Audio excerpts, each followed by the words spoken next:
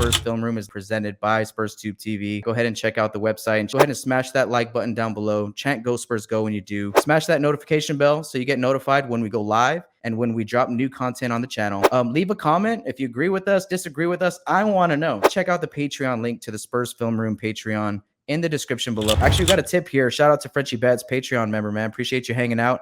Question for both of us. Do you think this team will win 30 games this season? Kind of goes into our conversation here about, improving this offseason. And I think Vegas had us at what? 28 and a half. 28 and a half. So yeah. 30 games, Frenchie. I think we're definitely going to get to like 35. I think 33, 35 is where I would put my, I don't even want to say they're higher expectations because, I cannot see a team that defends that like we do be bottom 5 or bottom even 10.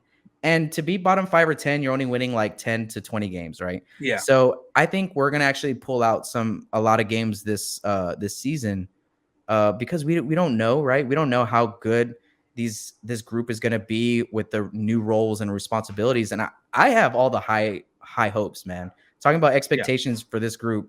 My expectations are similar to what we did this year, but I think there's a higher upside.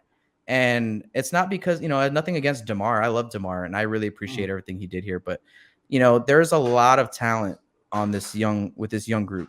You know what I mean? That's just waiting to soak up opportunity that they haven't gotten. Yeah. So I don't know. What's your thoughts on 30 games? So you said 35, and that's interesting. So I'm actually, a piece of mine is dropping soon on Air Alamo. I sent it in yesterday. And I'm basically tackling the question of, hey, are the Spurs going to be a bottom 5 team next year? Because, according to the odds makers, there's a high chance they will be, right? 35 is my actual, my high point in terms of games won for the Spurs next year is probably around 37. I think their low end is if someone gets hurt and no one takes a leap, they win 25 games. But I don't think it's likely, and the reason why is because of the defense, like you mentioned. They're going to be a really solid defensive team. Just overall, that's what they really added this year. Even though they lost guys offensively who are going to help them, like Patty Mills, DeMar DeRozan, Rudy Gay, guys like that. They added a lot of guys are going to get high level minutes that are good defensive players.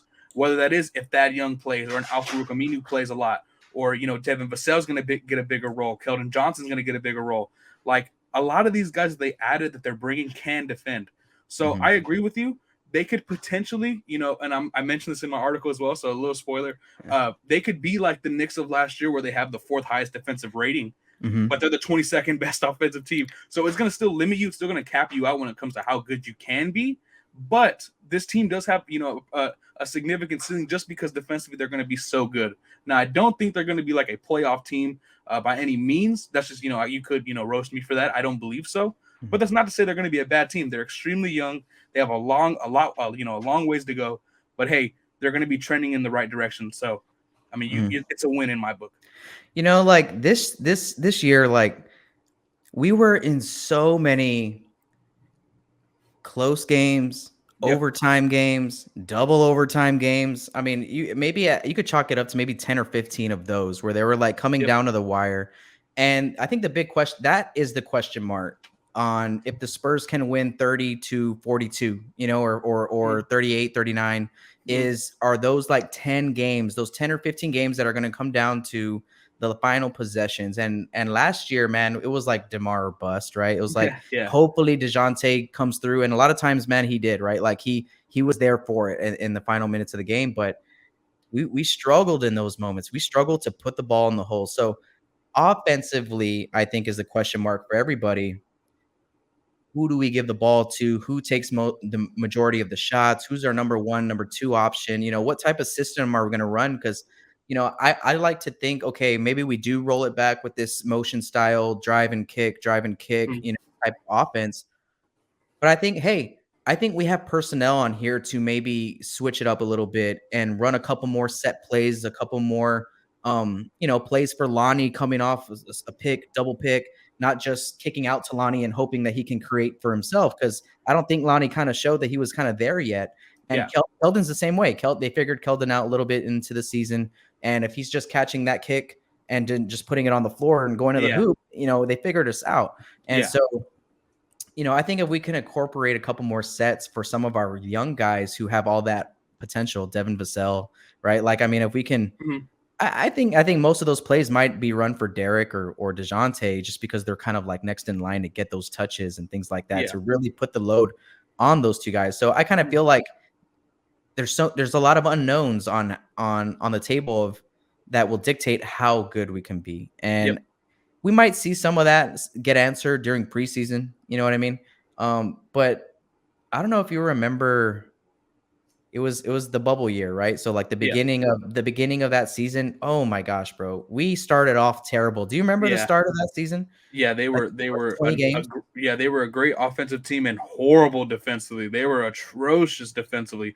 I remember one game against the Wizards, if my memory is correct, they were up by like 20 something in the second quarter and ended up losing the game. Bradley Beal went stupid, hit a shot at the buzzer in the third quarter, and that was all she wrote. The Wizards came back and beat them. So, I remember that. Davis was on a heater. Yeah.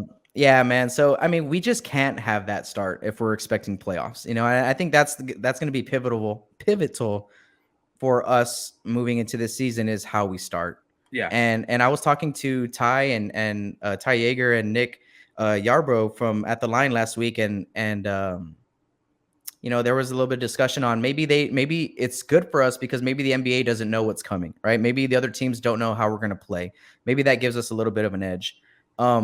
But I think at the end of the day, you just kind of gotta be better than other teams at 1, 2, or 3 things. If it's just paint touches, if it's rebounding, if it's assists per game, you gotta be good and you gotta be better than the most. Yeah. You know what I mean? I think that's kind of why like the Spurs zagged when like the whole NBA went small and switched everything, and we threw out Paul Gasol and LaMarcus Aldridge, right? We're like, no, we're gonna go big and double big, and because we just try to like be better at something else than what the other NBA, what the rest of the NBA is, to try to be competitive that way, because we weren't going to beat the Golden State Warriors, right? Like at shooting threes or playing that style, we just didn't have the personnel to do it. And I feel like this season, there's a couple different ways that this can go, and I don't know, but my hopes are high, man. And let's talk about Sparty real quick. I kind of wanted to mention him a little bit. He signed his deal right yesterday, I believe. I'm excited to bring him back, bro, and I think he's gonna have this whole new swagger in that number 7. Yeah, I'm going to piggyback real quick off your point about the Spurs, kind of going in different directions when other teams are going. I think this offseason is kind of different. I don't think they did that. I think they kind of understood that they needed a more modern sense of basketball by adding shooting. Not only that, defensively, I think they actually value like versatility and defensive switchability more than anything.